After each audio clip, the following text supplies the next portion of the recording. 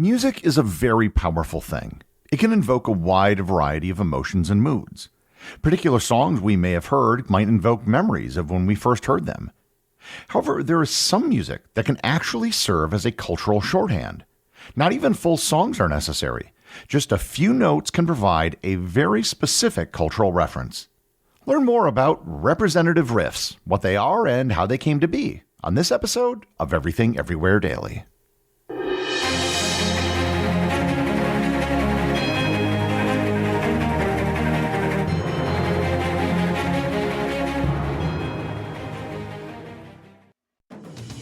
Connect to the world with special Turkish Airlines fares. Book your flight before November 30th and take advantage of great deals. Fly to the most exciting destinations with the award-winning airline that flies to more countries than any other. Terms and conditions apply. For more details, visit turkishairlines.com. Turkish Airlines. Widen your world. With Amex Platinum, you can really be in the now. Access to Resi Priority Notify. Yes! 4 p.m. checkout with fine hotels and resorts booked through Amex Travel. We needed this. And dedicated card member entrances at select events. Let's go! Means you can focus on the present moment. That's the powerful backing of American Express.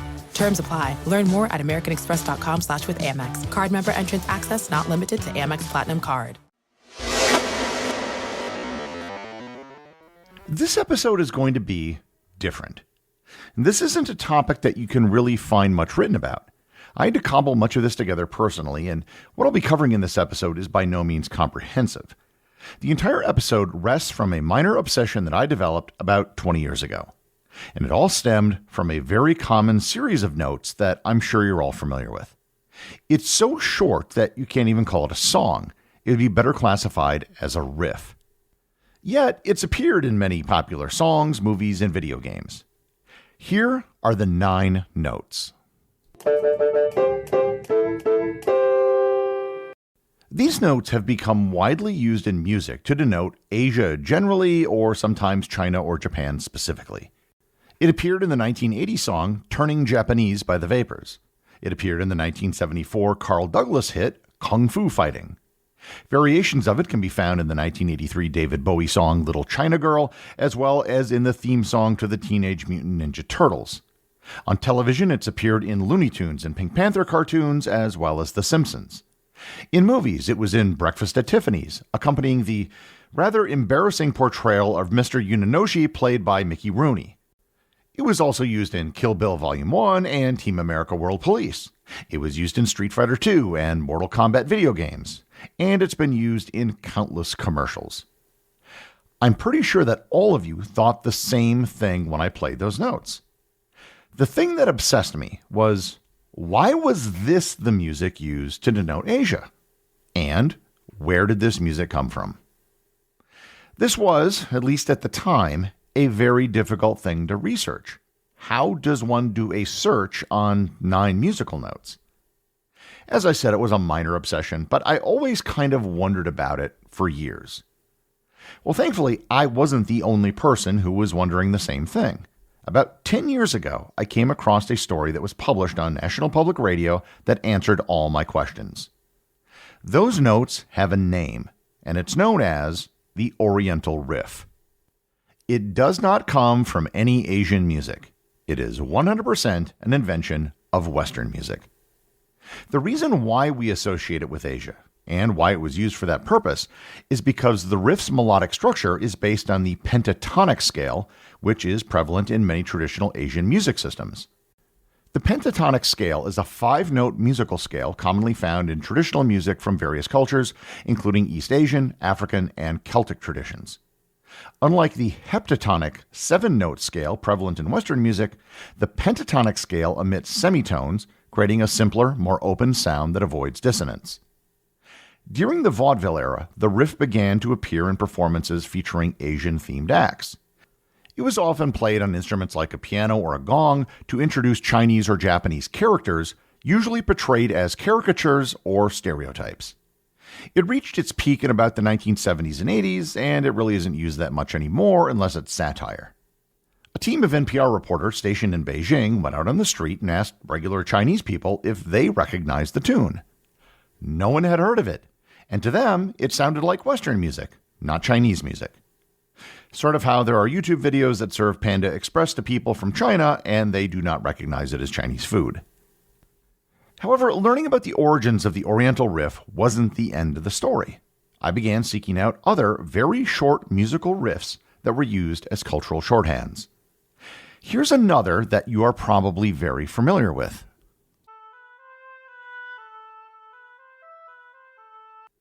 This piece is called the Arabian riff, and it serves a very similar function to that of the Oriental riff.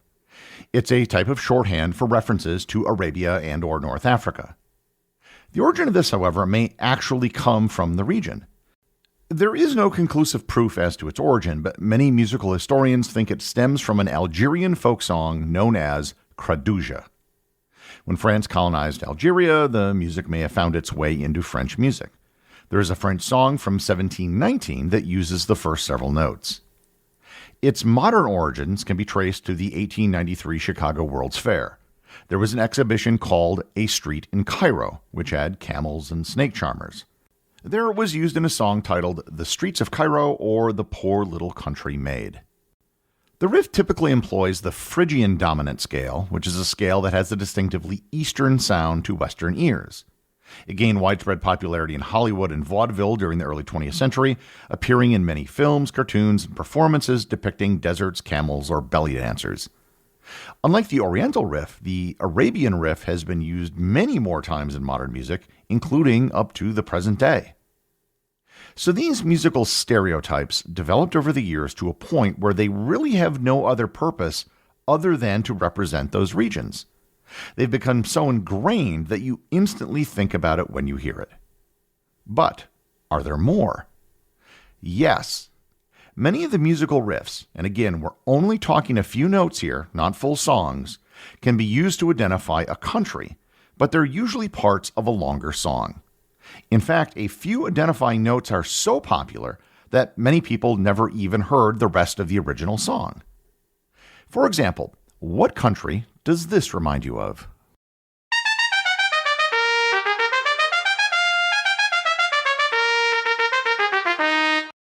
And that's part of the Mexican hat dance, or as it's known in Mexico, Jarabe Tapatio. Jarabe Tapatio is the national dance of Mexico, and the music was written in the 19th century by Jesus Gonzalez Rubio, with the modern arrangement being made in the 1920s. Today, you'll most probably hear this music being played by a mariachi band. Here's another that I'm sure you can associate with its country almost immediately.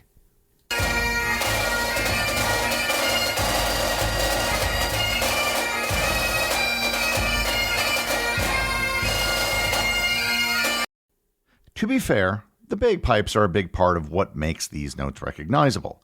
You could probably play anything on the bagpipes and people will associate it with Scotland. But this is the bagpipe song. The song is called Scotland the Brave, and it's a rather recent tune. Scotland the Brave emerged in the late 19th or early 20th century, with its melody first published in a 1911 collection called The Scottish Student Songbook. The song gained popularity as a traditional pipe tune and became an unofficial national anthem of Scotland, often performed at sporting events, military ceremonies, and cultural festivals. Here is another riff that you should be able to recognize immediately.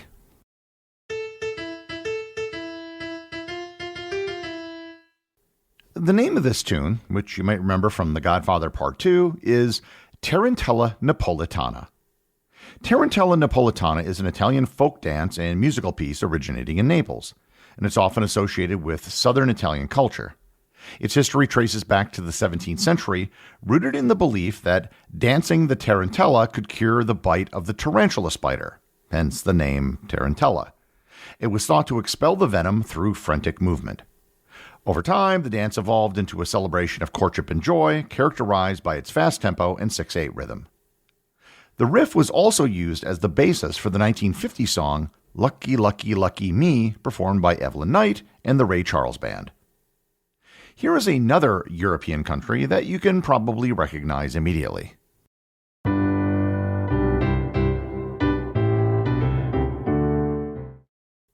This is from the song Rule Britannia.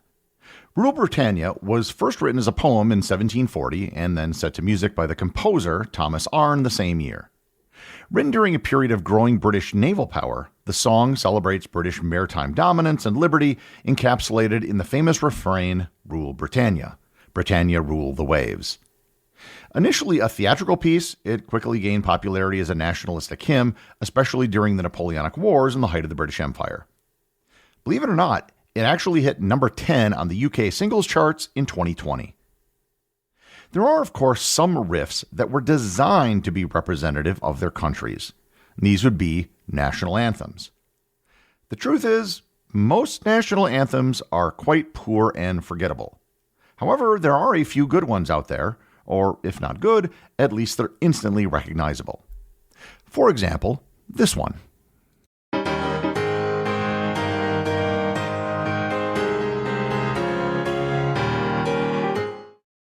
That is, of course, the Marseillaise, the national anthem of France.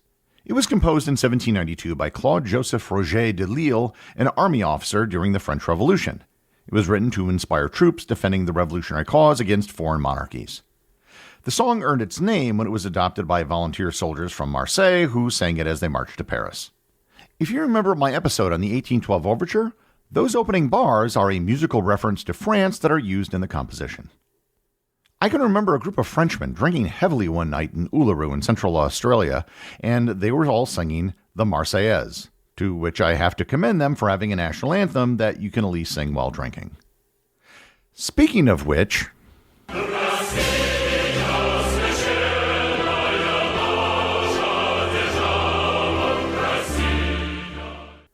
that is the current national anthem of the Russian Federation, which uses the same melody as the national anthem of the Soviet Union, but with different lyrics. Those opening notes have been used to reference Russia or the Soviet Union in many movies or games. But my biggest memory of it is when Nikolai Volkov sang it before his matches in the WWF in the early 1980s. Here's another national anthem you can probably name in just the first 4 notes.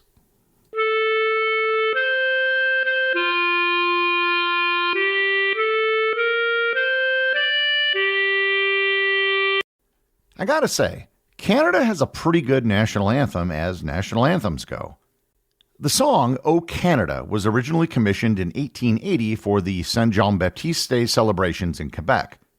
It gained popularity across Canada, with several English translations emerging over the years, but the version by Robert Stanley Ware in 1908 became the most widely used. The anthem officially became Canada's national anthem in 1980, following a century of widespread use, replacing God Save the Queen for that role. And I should also mention a country that, quite frankly, doesn't have a very good national anthem: Australia. Sorry, Australia, no one outside of Australia knows what your national anthem is. It's so boring I'm not even going to bother to play it because there's no riff in it that is memorable. I remember standing for it at the semifinals of the Rugby World Cup in 2011 in Auckland, and I didn't even know what I was listening to. However, believe it or not, between 1976 and 1980, they could use Waltzing Matilda at the Olympics for gold medal ceremonies, which was awesome. Thankfully, Australia, you have a very easy solution to your problem. You could adopt a song that has one of the most identifiable riffs in music and is immediately associated with your country. A song that every Australian would be proud to hear at every sporting event. Australia, that is my gift to you. I want to end this episode by going back to the start of the episode. The Oriental Riff is a piece of music used in the West to represent Asia. And that raises the question, what music do Asians think represents the West? Well, a survey was conducted, granted not very scientific, and this was the most popular answer.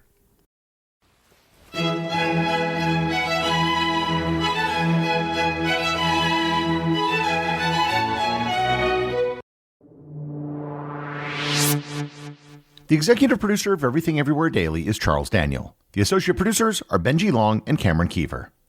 I want to give a big shout out to everyone who supports the show over on Patreon, including the show's producers. Your support helps me put out a show every single day.